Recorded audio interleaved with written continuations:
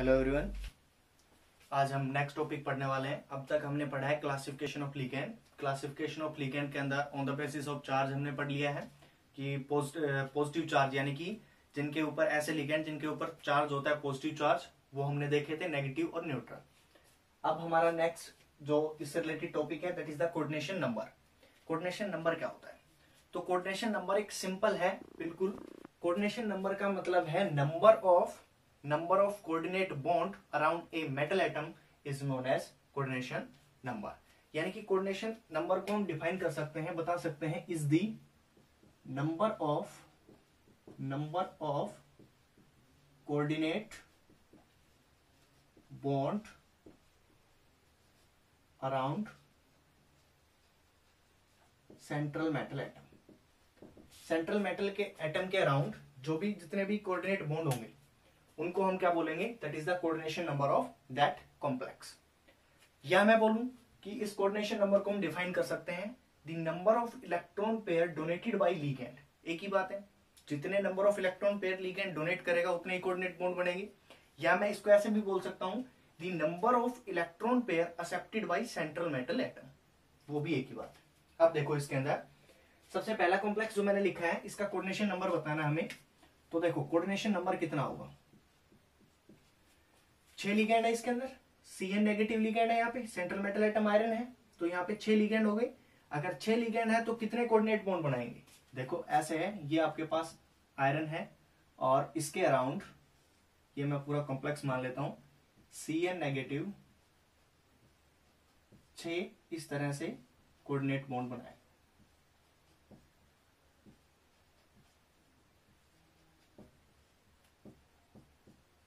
इस तरह से कोऑर्डिनेट बॉन्ड बने। तो कितने कोऑर्डिनेट बने? 6। तो इसका कोऑर्डिनेशन नंबर कितना हो गया? 6। उसी तरह से अगर मैं बोलूं NiCl4 2 नेगेटिव, यहाँ पे Cl है, ये एक नेगेटिव लिगेंड है और मोनोडेंटेड लिगेंड है, एक ही कोऑर्डिनेट बॉन्ड बनाता है। अगर एक ही कोऑर्डिनेट बॉन्ड बनाता है तो कितने कोऑर्डिनेट बॉन्ड बनाएगा? यहाँ से ये हो गया निकिल आपके पास, ये 4 कोऑर्डिनेट बॉन्ड बनाएगा। Cl नेगेटिव इस तरह से 4 कोऑर्डिनेट बॉन्ड बनाएगा। अगर 4 कोऑर्डिनेट बनाएगा तो इसका जो कोऑर्डिनेशन नंबर होगा वो कितना हो जाएगा? 4। अगर इसी तरह से मैं बात करता हूं next CO ethylene diamine thrice या EN थ्राइस और चार्ज है 3 पॉजिटिव। अगर ऐसा देखा जाए तो EN क्या है? बाइडेंटेड लिगेंड है। अगर ये बाइडेंटेड लिगेंड है तो एक लिगेंड 2 कोऑर्डिनेट बॉन्ड बनाएगा, एक लिगेंड 2 कोऑर्डिनेट बॉन्ड बनाएगा। इसका मतलब 3 अपने पास लिगेंड है तो कितने कोऑर्डिनेट बनेंगे? 3 × 2। एक लिगेंड 2 कोऑर्डिनेट बॉन्ड बनाता है तो 3 लिगेंड कितने कोऑर्डिनेट बॉन्ड बनाएंगे? 6। तो कोऑर्डिनेशन नंबर कितना हो जाएगा? 6। नेक्स्ट बात करता हूं EDTA। तो EDTA एक ऐसा लिगेंड है जो हेक्साडेंटेड लिगेंड है। कल पढ़ा था हमने, हेक्साडेंटेड लिगेंड है तो एक लिगेंड कितने बॉन्ड बनाएगा? कितने कोऑर्डिनेट बॉन्ड बनाएगा? 6। अगर एक लिगेंड 6 कोऑर्डिनेट बॉन्ड बनाता है तो यहां से 6 कोऑर्डिनेट बॉन्ड बनाएगा और कितने लिगेंड है? एक ही लिगेंड है EDTA। तो ये कितना हो गया इसका कोऑर्डिनेशन नंबर? 6। अगर इसकी बात करता हूं, देखो अब इसके अंदर क्रोमियम, ये जो N दिख रहा है इसको बोलते हैं नीटा और इसका मतलब होता है हैप्टिसिटी। अब इसको समझते हैं ये लिगेंड क्या है। देखो ये वाला जो लिगेंड है C6H6 आपने सुना है बेंजीन है, यानी कि इस बेंजीन की स्ट्रक्चर कुछ इस तरह की होगी। ये बेंजीन होगी, ये है बेंजीन, ठीक है। इसके अंदर जब ये क्रोमियम लगा हुआ है और 2 बेंजीन है, ये नीटा बताता है, नीटा के ऊपर 6 लिखा है, इसका मतलब ये कितने एटम से कनेक्टेड है।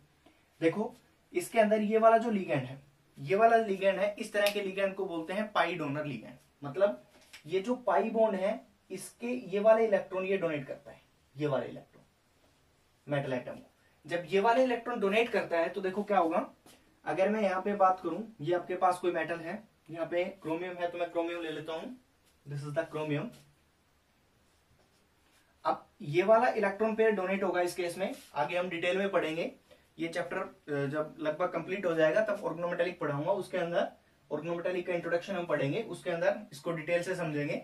अभी आप इतना समझो कि इसके अंदर ये वाला जो इलेक्ट्रॉन पेयर है, ये वाला जो इलेक्ट्रॉन पेयर है पाई इलेक्ट्रॉन पेयर जो है ये डोनेट होता है इसके अंदर, और ये डोनेट होगा तो एक आपके पास जो C6H6 है वो कितने इलेक्ट्रॉन पेयर डोनेट करेगा?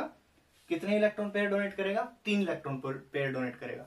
अगर ये 3 इलेक्ट्रॉन पेयर डोनेट कर रहा है एक और 2 ऐसे लिगेंड है तो टोटल 6 इलेक्ट्रॉन पेयर डोनेट हो गए। इसका मतलब यहाँ पे अपने पास जो कोऑर्डिनेशन नंबर हो गया वो कितना हो गया? 6। इसी तरह से C5H5 यह साइक्लोपेंटाडाइनाइल, साइक्लोपेंटाडाइनाइल, इसकी स्ट्रक्चर कुछ इस तरह की होती है, नेगेटिव चार्ज। ये भी एक यहाँ पे आयरन दिया हुआ है, तो एक आयरन के साथ 3 कोऑर्डिनेट बॉन्ड बना सकता है ये इस तरह से। जब ये 3 कोऑर्डिनेट बॉन्ड बनाता है तो इसका मतलब ये हो गया ये अपनी इलेक्ट्रॉन पेयर जो पाई बॉन्ड के इलेक्ट्रॉन डेंसिटी है उसको डोनेट करता है। तो यहां से कितने इलेक्ट्रॉन पेयर डोनेट किए? 3। तो ये हो गए 3। ऐसे कितना लिगेंड है? 2। तो टोटल कोऑर्डिनेशन नंबर कितना हो गया? 6। ये रेयरली पूछे जाएंगे आपसे, 12th क्लास के अंदर तो नहीं पूछे जाएंगे। इस तरह के लिगेंड आपने पहले पढ़े हैं। तो हम क्या देखेंगे, जितने कोऑर्डिनेट बॉन्ड बने मेटल के अराउंड उतना ही क्या हो गया? उसका कोऑर्डिनेशन नंबर हो गया। अब इसके अंदर अगर देखा जाए, कोऑर्डिनेशन नंबर की बात की हमने, अब इसी से रिलेटेड एक टर्म आती है, that is the oxidation number या ऑक्सीडेशन स्टेट। ऑक्सीडेशन नंबर या ऑक्सीडेशन स्टेट आपको अच्छे से पता है कि क्या होती है। देखो, ऑक्सीडेशन स्टेट या ऑक्सीडेशन नंबर आपने पहले भी निकाला है रिडॉक्स रिएक्शन के अंदर 11th क्लास में। ऑक्सीडेशन नंबर, ऑक्सीडेशन नंबर कैसे निकालेंगे? देखो, बेसिकली ऑक्सीडेशन नंबर क्या होता है, अगर कोई कंपाउंड है उसके अंदर जिस भी एटम का हमें ऑक्सीडेशन नंबर निकालना है, अगर उस एटम को छोड़कर बाकी सारे रिमूव कर दिए जाएं तो उस पर जितना चार्ज एक्वायर होगा that will be the oxidation number. यहां पे देखो कैसे निकालेंगे ऑक्सीडेशन स्टेट या ऑक्सीडेशन नंबर। ऑक्सीडेशन स्टेट लिख लेता हूं इसको, एक ही बात होती है वैसे रफली। ऑक्सीडेशन स्टेट 11th क्लास में पढ़ा आपने। जब ऑक्सीडेशन स्टेट की बात कर रहा हूं यहां पे, तो देखो मैं एक सिंपल कॉम्प्लेक्स लेता हूं, यही ले लेता हूं FeCN6 4 नेगेटिव। इसके अंदर ऑक्सीडेशन स्टेट निकालनी है हमें आयरन की। अगर आयरन की ऑक्सीडेशन स्टेट निकालनी है तो कैसे निकालोगे? देखो, ये कॉम्प्लेक्स है, इसकी ऑक्सीडेशन स्टेट निकालनी है, इसको मान लेते हैं हम X प्लस 6 लिगेंड है और इस लिगेंड पे जो चार्ज होगा वो हम यहां पे लिखते हैं। अब Cn हमने पढ़ा था कैसा चार्ज है, नेगेटिवली चार्ज लिगेंड होता है, Cn नेगेटिव होता है, -1 होता है इस पे चार्ज, तो हो जाएगा -1 इज इक्वल टू इस पे जितना चार्ज एक्वायर हुआ उसको हम इसके इक्वल पुट कर देते हैं, यानी कि -4। तो यहां से क्या होगा, x -6 इज इक्वल टू -4, यानी कि x इज इक्वल टू -4 + 6, यानी कि x इज इक्वल टू +2। तो यहाँ पे जो चार्ज आया वो कितना आया? +2। तो ऑक्सीडेशन स्टेट हो गई वो कितनी हो गई यहाँ पे? +2 ऑक्सीडेशन स्टेट हो गई। अब अगर मैं बात करता हूं, देखो कोई मैं दूसरा लिगेंड लेता हूं इसी से रिलेटेड, जैसे मैंने ले लिया CONS3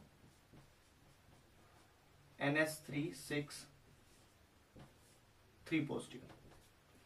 मैंने कोई कॉम्प्लेक्स लिया, इस कॉम्प्लेक्स के अंदर अगर आप देख पा रहे हैं तो देखो, सबसे पहले इसकी ऑक्सीडेशन स्टेट हमें निकालनी है कोबाल्ट की।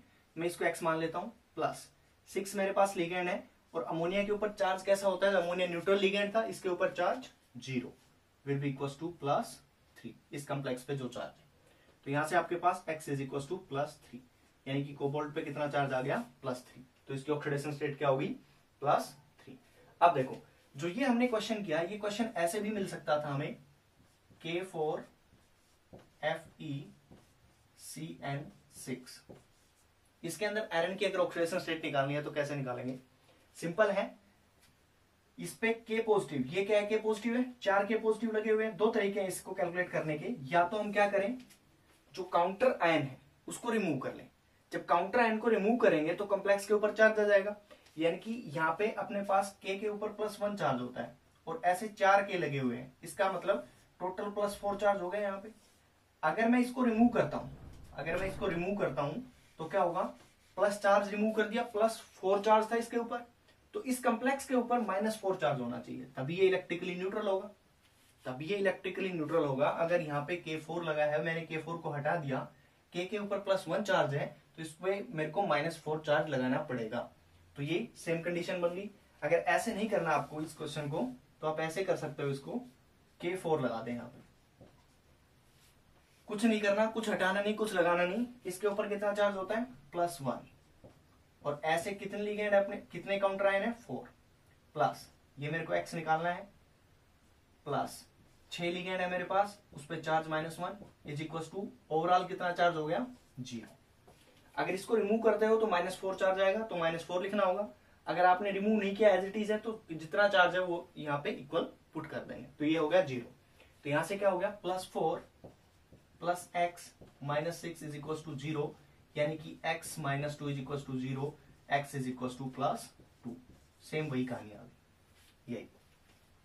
तो इस तरह से ऑक्सीडेशन स्टेट निकाल सकते हैं। नेक्स्ट अगर मैं बात करूं NiCO4, इस कॉम्प्लेक्स की हमें निकिल की ऑक्सीडेशन स्टेट निकालनी है। तो देखो इसको x मान लूंगा, प्लस 4 लिगेंड है, इसके ऊपर चार्ज कितना है CO न्यूट्रल लिगेंड है, charge 0 will be equal to complex पे कितना चार्ज 0, तो यहां से x इज इक्वल टू 0, यानी कि निकिल की ऑक्सीडेशन स्टेट यहां से क्या आ गई 0 आ गई। इसी तरह से अगर मैं एक और क्वेश्चन करता हूं FeC2O4 ऑक्सीलेटो, 3 ऑक्सीलेटो लगाए और ये हो गया -3, ये कॉम्प्लेक्स ले लेता हूं मैं। अगर ये कॉम्प्लेक्स देखें तो इस कॉम्प्लेक्स के अंदर देखो Fe, इसकी ऑक्सीडेशन स्टेट मेरे को निकालनी है, मैं x मान लेता हूं, प्लस 3 लिगेंड है मेरे पास और C2O4 ऑक्सीलेटो कैसा लिगेंड है, आपने कल पढ़ा था COO नेगेटिव, COO नेगेटिव, मतलब कितना चार्ज होता है -2 इसके ऊपर, तो ये नेगेटिव लिगेंड है, -2 चार्ज होगा इस पे, तो -2 लिख दिया, विल बी इक्वल टू -3, ये हो गया x -6 इज इक्वल टू -3, यानी कि x इज इक्वल टू +3। तो जो आयरन है उसके ऊपर कितना चार्ज आ गया +3। तो ये इस तरह से ऑक्सीडेशन स्टेट हम निकाल सकते हैं। इनकी जरूरत पड़ेगी जब हम नोमेनक्लेचर पढ़ेंगे, इसे नेक्स्ट टॉपिक नोमेनक्लेचर के अंदर ऑक्सीडेशन स्टेट की हमें जरूरत पड़ेगी, तो वहां पे इसका यूज आएगा। अब देखो एक बात और, ये जो कोऑर्डिनेशन नंबर है, ये कोऑर्डिनेशन नंबर है is the number of coordinate bond around central metal atom. ये प्रॉपर्टी है कोऑर्डिनेशन नंबर वाली, ये मेटल की प्रॉपर्टी होती है, ये मेटल की प्रॉपर्टी है, मतलब मेटल के ऊपर डिपेंड करता है कि उसका कोऑर्डिनेशन नंबर कितना होगा, वो अपने साथ कितने कोऑर्डिनेट बॉन्ड बनवाता है। जो मैं अगर मैं बात करता हूं डेंटिसिटी की, जो इससे पहले लेक्चर में हमने पढ़ा, डेंटिसिटी प्रॉपर्टी थी लिगेंड की, कि लिगेंड बाइडेंटेड है, मोनोडेंटेड है, वो 1 इलेक्ट्रॉन पेयर डोनेट करता है, 2 इलेक्ट्रॉन पेयर डोनेट करता है, 6 इलेक्ट्रॉन पेयर डोनेट करता है, तो वो लिगेंड की प्रॉपर्टी थी। लेकिन यहाँ पे जो कोऑर्डिनेशन नंबर है वो प्रॉपर्टी है मेटल की। तो नोमेनक्लेचर के अंदर कई बार हमारे पास ऐसे क्वेश्चन आ जाते हैं जिसके अंदर जो ऑक्सीडेशन स्टेट को हमें डिफाइन करना होता है, यानी कि ये जो मेटल की प्रॉपर्टी है, ये मेटल के ऊपर कितना चार्ज होता है उस पे डिपेंड करता है कि वो कितना कोऑर्डिनेशन नंबर शो करेगा। ध्यान देना, मेटल पे जो चार्ज होगा, यानी कि सेंट्रल मेटल एटम पे चार्ज होता है, वो डिफाइन करता है कि कोऑर्डिनेशन नंबर कितने कोऑर्डिनेशन नंबर का कॉम्प्लेक्स बनाएगा। तो क्वेश्चन में कई बार जरूरत पड़ जाती है, तो नोट डाल के 1-2 पॉइंट नोट कर देते हैं हम, जिनकी जरूरत पड़ेगी हमें आगे in term of coordination number. तो देखो नोट डाल के हम कुछ कंक्लूजन लिख लेते हैं। पहला कंक्लूजन कि अगर आपके पास जो मेटल एटम है, अगर आपके पास मेटल एटम है वो मोनोवेलेंट है, मोनोवेलेंट कैटायन, मोनोवेलेंट कैटायन मतलब मोनोवेलेंट कैटायन मतलब अगर आपके पास M से लिख रहा हूं मैं मेटल एटम को, अगर उसके ऊपर +1 चार्ज है, अगर उसकी ऑक्सीडेशन स्टेट +1 है, अगर उसकी ऑक्सीडेशन स्टेट +1 है, तो वो कोऑर्डिनेशन नंबर शो कर सकता है, कोऑर्डिनेशन नंबर शो कर सकता है 2 और 4, 2 भी कर सकता है और 4 भी। कोऑर्डिनेशन नंबर उसका 2 भी हो सकता है और 4 भी हो सकता है, वो डिपेंड करेगा कॉम्प्लेक्स कैसा है, उस कॉम्प्लेक्स को देखकर। अगर मैं बात करूं, लेकिन इसका एक्सेप्शन है, इसका एक्सेप्शन है, और वो एक्सेप्शन क्या है कि जो Ag पॉजिटिव, Ag+1, अगर किसी कॉम्प्लेक्स के अंदर Ag+1 ऑक्सीडेशन स्टेट के अंदर है, तो उसका ऑक्सीडेशन नंबर, उसका कोऑर्डिनेशन नंबर ओनली 2 होगा, ओनली 2 होगा। इनकी जरूरत तब पड़ती है जब हम आगे पढ़ेंगे कि जो नोमेनक्लेचर के अंदर अगर मेरे पास 2 कोऑर्डिनेशन कॉम्प्लेक्स एक साथ आ जाते हैं, तो उस टाइम पे जो मेटल की ऑक्सीडेशन स्टेट डिफाइन करनी होती है, तो उस पे हमें इनकी जरूरत पड़ती है। यानी कि अगर आपके पास कोई Ag का कॉम्प्लेक्स है और उसका ऑक्सीडेशन नंबर +1 है तो उसका कोऑर्डिनेशन नंबर 2 ही रहेगा, या मैं बोलूं कोऑर्डिनेशन नंबर 2 के अंदर Ag पॉजिटिव होगा, ऑक्सीडेशन स्टेट Ag की पॉजिटिव होगी। ये हमें जरूरत पड़ेगी 12th क्लास के अंदर, मेजरली इसकी जरूरत नहीं पड़ती, लेकिन कॉम्पिटिटिव एग्जाम के क्वेश्चन को सोल्व करने के लिए ज्यादा जरूरत पड़ेगी, या हायर क्लासेस के लिए। तो सबसे पहले एक तो बात ये होगी। सेकंड कि अगर आपके पास डाइवेलेंट कैटायन है, डाइवेलेंट या बाइवेलेंट कैटायन लिख दूं, बाइवेलेंट कैटायन है। बाइवेलेंट कैटायन का मतलब कि मेटल है उसके ऊपर +2 चार्ज, तो coordination number of bivalent cation वो हो सकता है आपके पास, बाइवेलेंट कैटायन का कोऑर्डिनेशन नंबर है वो यहां पे हो सकता है। बाइवेलेंट कैटायन के केस में कोऑर्डिनेशन नंबर 4 भी हो सकता है और 6 भी हो सकता है, 4 भी हो सकता है, 6 भी हो सकता है। एक्सेप्शन है platinum 2 positive, platinum 2 positive and platinum 2 positive, ये हमेशा कोऑर्डिनेशन नंबर 4 शो करते हैं, कोऑर्डिनेशन नंबर 4 शो करते हैं ऑलवेज, हमेशा कोऑर्डिनेशन नंबर 4 शो करेंगे। इसके अंदर जो +1 वाले के अंदर एक एक्सेप्शन और था, क्रोमियम +1 ऑक्सीडेशन स्टेट के अंदर कोऑर्डिनेशन नंबर 6 शो होता है, कोऑर्डिनेशन नंबर 6 शो होता है। नेक्स्ट है ट्राइवेलेंट कैटायन के केस में, in case of trivalent cation, यानी कि मेटल के ऊपर अगर +3 चार्ज है तो उस केस में जो कोऑर्डिनेशन नंबर शो होता है, मेटल के ऊपर +3 चार्ज है तो कोऑर्डिनेशन नंबर शो होता है 6, कोऑर्डिनेशन जनरली कोऑर्डिनेशन नंबर 6 से होता है। और इसके अंदर एक्सेप्शन है, एक्सेप्ट अगर आपके पास एल्यूमिनियम +3 है या Au+3 है तो ये कोऑर्डिनेशन नंबर 4 भी शो कर सकते हैं और कोऑर्डिनेशन नंबर 6 भी शो कर सकते हैं। नेक्स्ट है अगर आपके पास ऐसा कैटायन है जो टेट्रावेलेंट है, यानी कि किसी के ऊपर +4 ऑक्सीडेशन स्टेट आ जाती है तो वो हमेशा कोऑर्डिनेशन नंबर 6 शो करेगा, कोऑर्डिनेशन नंबर 6 शो करेगा। ये नोट डाल के लिख लो, टेंशन नहीं लेनी, इनको रटना नहीं है, इनको रटना नहीं है, ये सिर्फ बेसिक आइडिया देंगे, क्वेश्चन सोल्व करने में हमारी हेल्प करेंगे, इनको रटने की जरूरत नहीं है। तो ये आपके पास था कोऑर्डिनेशन नंबर और ऑक्सीडेशन स्टेट। नेक्स्ट हमारा जो टॉपिक है वो है क्लासिफिकेशन ऑफ कॉम्प्लेक्स, कॉम्प्लेक्स को क्लासिफाई करना, classification of complex.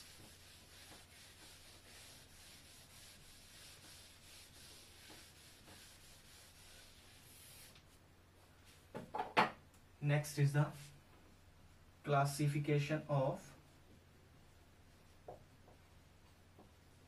complex. Classification of complex के अंदर on the basis of charge of complex, सबसे पहला बेसिस लेते हैं हम, जिस भी पे हम कैटेगराइज कर रहे हैं, on the basis of charge on the complex.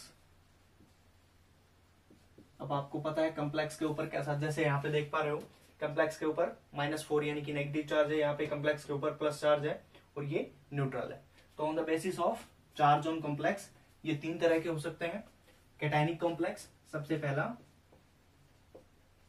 Cationic complex,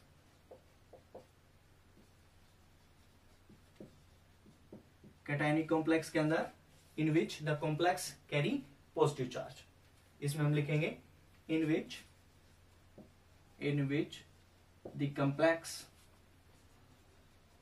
complex have positive charge। अगर complex के ऊपर पॉजिटिव चार्ज होगा तो हम क्या बोलेंगे, कैटायनिक कॉम्प्लेक्स है। एग्जाम्पल आपके सामने लिखा हुआ है, जैसे है CONH3 6 positive, this is the cationic complex. Next आता है अपने पास anionic complex, anionic complex in which the complex has you have negative charge। Example है नेगेटिव चार्ज वाला कॉम्प्लेक्स ये रखा आपके सामने, FeCN4 4 negative, and third one is the neutral complex. Neutral complex, ऐसा कॉम्प्लेक्स जिसके ऊपर कोई चार्ज नहीं होता, इन विच the complex have no charge या जीरो चार्ज, कोई चार्ज नहीं होता। तो उस केस में एग्जाम्पल जैसे अपने पास NiCO4, इसके ऊपर कोई चार्ज नहीं है। तो पहली कैटेगरी थी, हमने क्या क्या क्लासिफाई किया कॉम्प्लेक्स को, on the basis of charge on complex के ऊपर चार्ज के बेसिस पे। नेक्स्ट है आपके पास, नेक्स्ट बेसिस है on the basis of, complex को कैटेगराइज कर रहे हैं हम। और नेक्स्ट है on the basis of nature of ligand used, on the basis of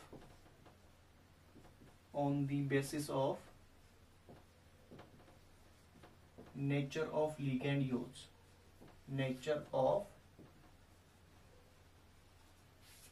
ligand used, यानी कि इस बिहाफ पे हम जो कॉम्प्लेक्स है उनको दो पार्ट्स में डिवाइड करते हैं। One is the homoleptic complex,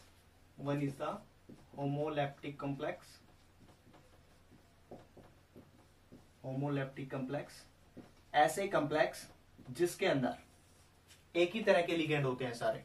अगर सारे के सारे लिगेंड एक ही टाइप के होते हैं तो ऐसे कॉम्प्लेक्स को हम बोलते हैं होमोलैटिक कॉम्प्लेक्स। जैसे इन विच हम लिखेंगे इसके अंदर, इन विच the complex has या have only one type of ligand. Example FeCN6 4 negative, इसके अंदर सारे के सारे लिगेंड 6 लिगेंड हैं और सारे के सारे कैसे हैं, एक जैसे हैं, एक ही टाइप के हैं। तो ऐसे जो कॉम्प्लेक्स हैं उनको बोलते हैं हम homoleptic complex. Second one is the heteroleptic complex,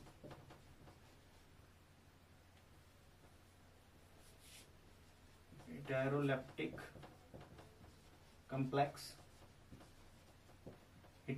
complex कौन से होंगे?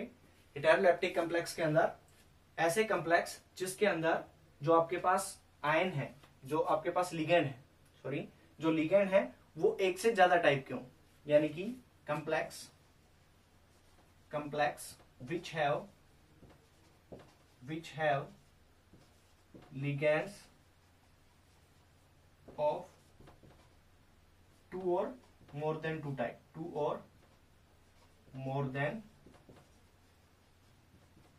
two types, एक से ज्यादा टाइप के अगर लिगेंड प्रेजेंट होंगे तो ऐसे कॉम्प्लेक्स को हम क्या बोलेंगे? That is the heteroleptic complex. जैसे एक एग्जांपल अपने पास कोबाल्ट, इसके साथ Cl लगा हुआ है, Br लगा हुआ है, और मैं बोलूं अमोनिया लगी हुई है और H2O लगा हुआ है। इस तरह का कॉम्प्लेक्स है जिसके अंदर आपके पास अमोनिया है, Cl है, Br है और वाटर है, अमोनिया 2 एंड वाटर 2। अगर कॉम्प्लेक्स के ऊपर इसके ऊपर चार्ज की बात की जाए तो इस कॉम्प्लेक्स के ऊपर चार्ज होगा दैट इज द -1। तो यहां से देखें,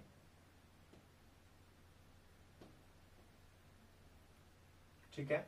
तो ऐसे कॉम्प्लेक्स हैं। इस कॉम्प्लेक्स के अंदर जो आपके पास ये जो कॉम्प्लेक्स है इसके अंदर एक से ज्यादा टाइप के लिगेंड प्रेजेंट है, तो इस कॉम्प्लेक्स को हम नाम देते हैं that is the heteroleptic complex. Charge हो जाएगा इसके ऊपर +1 कर लें, ठीक है। तो this is the example of heteroleptic complex. तो ये था on the basis of nature of ligand used. इसके अंदर एक टाइप और बचती है on the basis of metal atom used. यानी कि सेंट्रल मेटल एटम यूज होंगे, उस बिहाफ पे हम इसको किस तरह से डिवाइड करते हैं, वो भी दो तरीके हैं मैं आपको, यानी कि type C.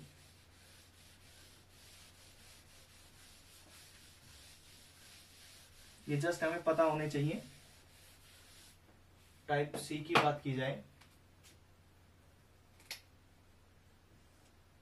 on the basis of central metal atom, central metal atom के बेसिस पे, ये भी दो तरह के हैं। थर्ड है on the basis of central metal atom use, central metal atom use होंगे उसके बिहार पे भी दो तरह के होते हैं। सबसे पहला है होमोन्यूक्लियर कॉम्प्लेक्स। होमोन्यूक्लियर कॉम्प्लेक्स ऐसे कॉम्प्लेक्स होते हैं इन विच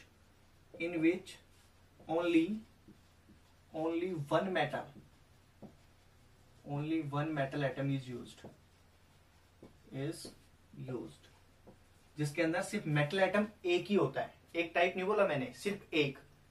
तो ऐसा एग्जांपल, ये सारे एग्जांपल हमने पढ़े हैं, इसके अंदर मेटल एटम सिर्फ वन ही प्रेजेंट है।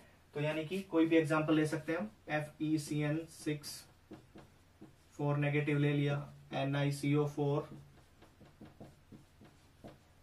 ये ले लिया हमने, ये कॉम्प्लेक्स ले लिया, कोई भी कॉम्प्लेक्स ले लो, NiCl4 2 नेगेटिव, ठीक है।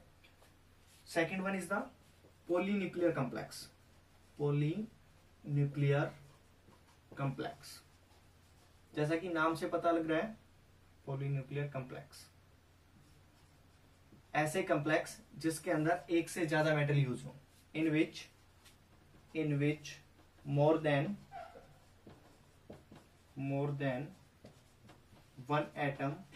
One central metal atom is used.